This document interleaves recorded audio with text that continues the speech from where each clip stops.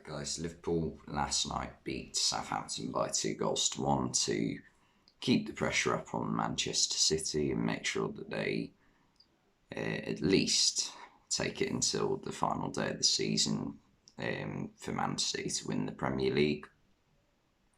And yeah, Liverpool were by far the better side. I thought Southampton were quite poor, to be honest.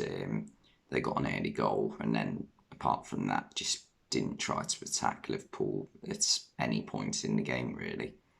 And I thought that goal was quite fortunate, to be fair, for two reasons. One, 10 seconds before the goal goes in, there's a clear foul on Diogo Jota, I think.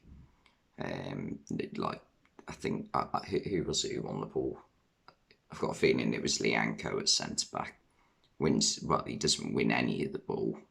I don't know why I said he won the ball. Jota taps it away from him and he takes Jota down and takes the ball from him. It's a clear foul. Nathan Redmond goes up the other end, gets a shot off, and it takes a slight deflection and loops round Alisson, and he can't get to it. And yeah, that made it 1-0. But Liverpool responded really well to that by just completely dominating the first half. Southampton from that point barely got a kick. James Milner, first half especially, I thought had a superb game. He was everywhere. He was making things happen as well from the centre of midfield at the age of 36. Firmino was superb as well. And the goal was brilliant from three players. Gomez picks out Jota. Jota performs a brilliant layoff to Minamino. Minamino gets it out of his feet and smashes it into the roof of the net. Really good team goal. And Minamino has been really unfortunate this season with like the amount of players or the amount of quality there is in Liverpool's squad in his position. Because I think this season he's got the best minute-to-goal ratio in the entire Liverpool squad, which, I mean, is not a bad statistic, and you'd think with that statistic that he'd be getting more minutes, but this is the first time I can remember him playing in about 2 months, I think. So yeah, he has been really unlucky in that regard. And then it got to half-time. Liverpool created a few more chances. Harvey Elliott had a really good chance at the start of the second half, which he could only put into the side netting.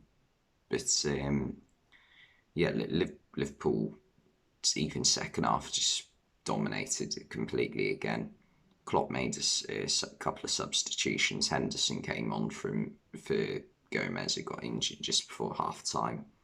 I mean, Joe Gomez just can't catch a break with injuries.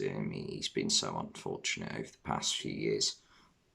I remember when he first joined the club, about 5 games into the season, he broke his leg, missed the entire season in the first part of the next season. Then he had a bit of a run in the team. There was a point where it was him and Trent Alexander-Arnold vying for a right-back spot. And then he had an injury and missed the rest of the 2018 season. Then got back in the team, playing centre-back alongside Van Dijk. Did his ankle, I think, against Burnley away. Missed the rest of that season. Then he had a good year in the title-winning season, played most of the games. And then last season he had a bad leg injury once again and missed the majority of that season. So he just literally cannot catch a break with injuries. Hopefully this one isn't a bad one. Yeah, Henderson came on and that meant James Milner got shoved out to right back and he performed reasonably well. It was a little bit worrying because, I mean, obviously he hasn't got the pace he once had. And he is up against a quite lively Nathan Redmond. So, fortunately, Redmond never really got the better of him at any stage during the second half. And then Klopp also subbed on Divock Origi, the good luck charm. And a few minutes later, Liverpool scored. It wasn't Origi who scored it, it was actually Joel Matip for the second away game running. but the corner got whipped in, and it was a very fluky goal. I'm not gonna lie. He, I can't remember who it was. He was marking. I think it might have been Kyle Walker-Peters. Walker-Peters gets a small touch on it, and Matip's head is literally right behind his, and there's like a quick ricochet, bounces off Matip's head and loops into the top corner. And the despairing dive from Alex McCarthy could do nothing to keep it out. And yeah, that made it 2-1. From then on, it was game over, really. Liverpool were in complete control, and Southampton rarely attacked. Like, even James Ward-Prowse had a free kick, I think, with about half an hour to go, and just hit it straight into the wall. And they said another statistic through in the second half when he had the free kick, and it was that out of his 14 free kick goals, only one of them has come at St Mary's, which I mean is quite surprising, because I mean most players, most of their goals come at home, because you tend to win more games at home than you do away, because there's a slight advantage. So yeah, it's a bit surprising, that statistic, that 13 of his 14 free kicks have come away from home. Liverpool have done well in this game, considering the amount of changes they made. I think it was only Ibrahima Konate and Alisson who remained in the starting 11 following the FA Cup semi-final on Saturday. And to be honest, I think had Liverpool still had Nico Williams at like this stage in the season, I don't think Konate would have even played. I think like the centre-back partnership would probably have been Gomez, Matip, and then Williams would have played right back.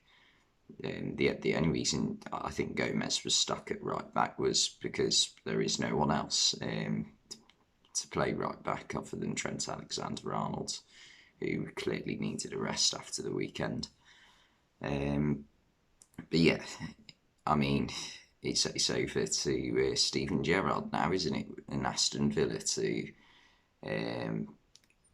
for Liverpool to have any chance of winning the Premier League on this coming Sunday. So fingers crossed, Aston Villa can do something special and just like somehow manage to take a point away from 2 points away from Man City, because you drop 2 points, you can't really drop 1 point, can you? And gain a point for themselves on Sunday. So yeah, come on the Villa. That's all I'm going to say. Anyway, thank you for watching, and I'll see you next time.